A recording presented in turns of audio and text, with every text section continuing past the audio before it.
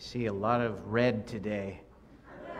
And it reminds me of when I did my undergraduate education at the University of Utah in San Diego State. Our school colors were red, so it's bringing me back to my undergraduate days. So go Utes and go Aztecs, right?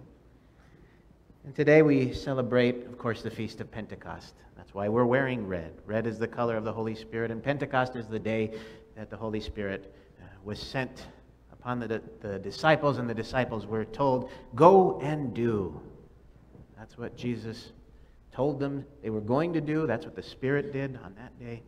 And I want to go back to last week. I want us to think about the sermon that we heard last week by Deacon Chuck, because I think Deacon Chuck was able to give me a perspective that I hadn't thought about. I hadn't quite articulated in the way that he did.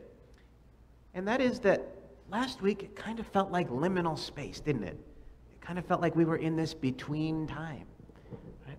And so what I want us to do is to focus on that liminal space for a minute. Think about it. Think about the discomfort that may have been there. And then let's go back even further. Let's think about all that the disciples had been through over these last 50 or so days. Let's go back all the way to Good Friday. Right? They saw the person that they followed who was arrested. They saw him killed. They saw him rise from the dead. They saw him come in and out of locked rooms over and over and over again. They saw him ascend. And then, 10 days after that, they see tongues of fire over their heads, and they're able to speak and understand different languages. All in a matter of around 50 days. And that's pretty remarkable. And I can't help but wonder how uncomfortable that must have been. Especially that liminal time between the Ascension and Pentecost, when they've seen so much, and their heads are probably spinning. They're probably thinking, what's going to happen next? What's going to happen next? And then all of a sudden, this is what happens next, Pentecost. And so there's a lot that took place. There's a lot that these disciples had gone through. And there were probably a lot of times when they were really uncomfortable. Right? Think about, you didn't know this morning that we were going to have the gospel in several different languages. We didn't put that in the bulletin. We didn't make that announcement. Some of you may have anticipated that because it's not an uncommon practice on Pentecost. But you didn't know that that was going to be the case. And when the gospel reading took place in French, you may not understand French. And then when it was in Spanish, you may not understand Spanish. Right? So that puts us in that place of discomfort. Right? The things that are unfamiliar can be uncomfortable. Sometimes the expressions of music are uncomfortable, right? But the reason we do that is to make you notice it, to pay attention to what's going on with that discomfort, right? What is that discomfort informing you? And the disciples were probably very uncomfortable over this entire 50-plus day time frame, and especially on Pentecost. Especially on Pentecost, because that's the day they were told to go out and do. Right? They were told to go out and do, and they didn't have the experience of having done that in the past. They may have felt like they were not ready. They may have felt they were not ready. But if we think about it, Jesus was preparing them for this the entire time that he knew them.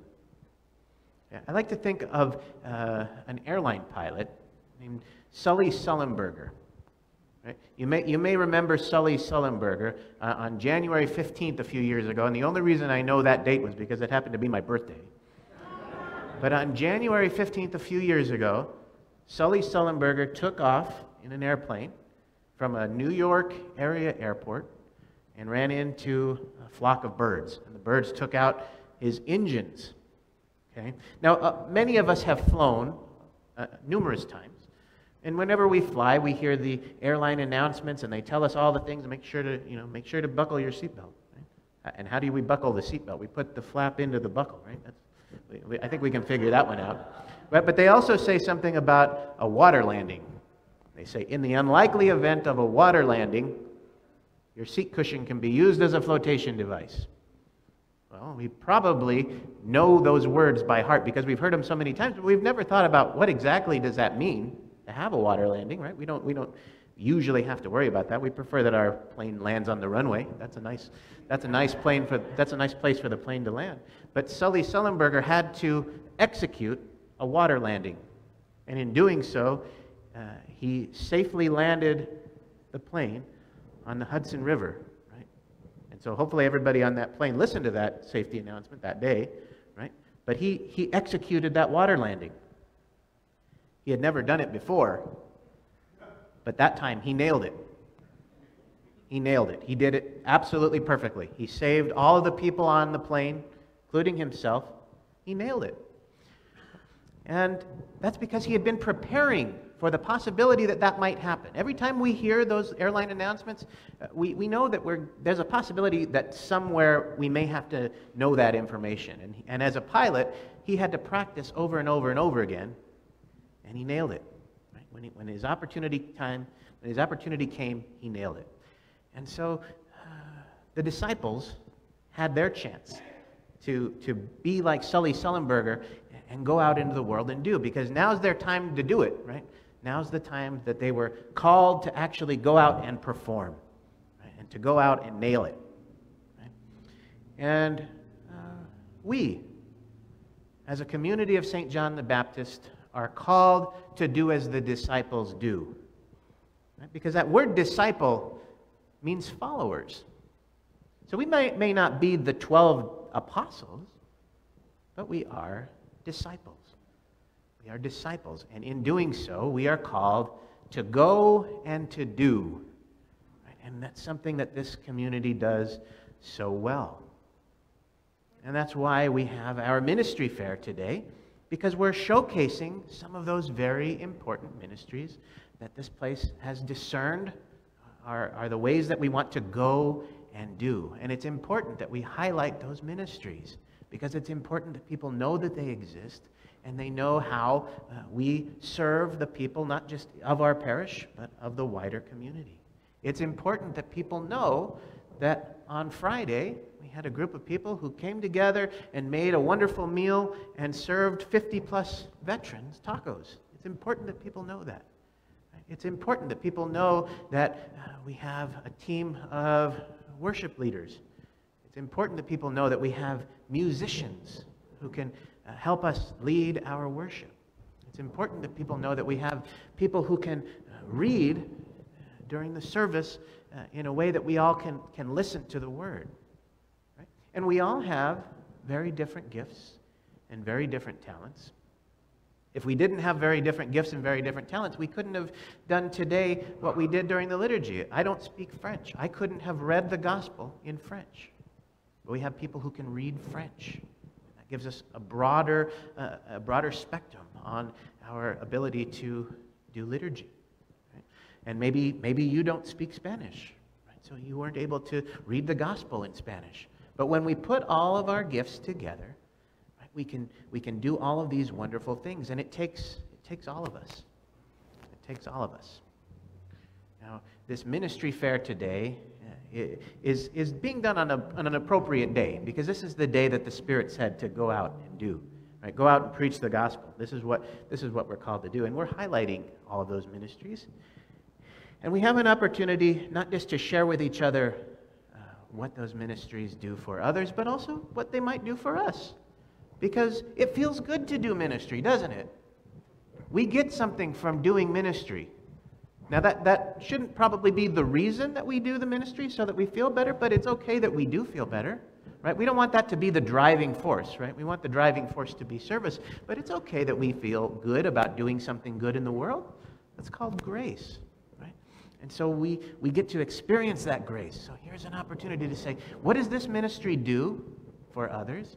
How do I feel nourished and fed? Because that's an important component of ministry, is how is this spiritually feeding me? And if something isn't spiritually feeding me, then maybe it's time that I maybe look at a different ministry, right? Because that's a major component. Right?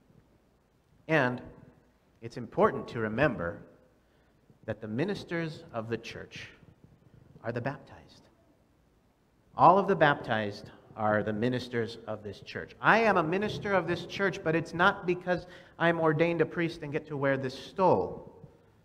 My priesthood is my expression of my ministry, but my ministry stems from that font right there. And so does yours. We are the ministers of the church. We are the disciples of this church. And we are called to go and to do. And today we are highlighting that reality. We are highlighting the charism that is bestowed upon us by the Holy Spirit. When the Holy Spirit came to the disciples, to us, and said, go out into the world and do. Okay, so in a few minutes, we are going to renew our own baptismal vows as an expression, as a reminder of our call to ministry.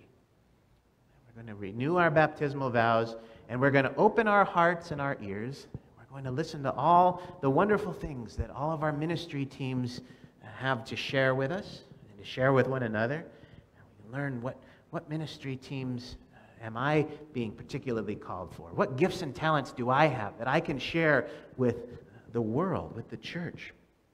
Right? How can I be fed spiritually and nourished spiritually?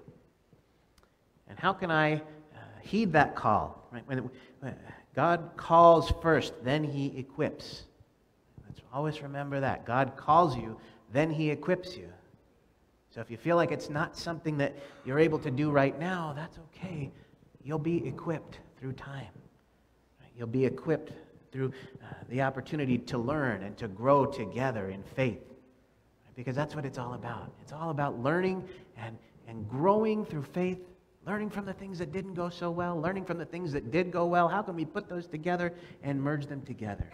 So we're going to open our hearts and our ears, and we're going to listen to what the Spirit is telling us. And when the Spirit says, go and do, we're going to say yes.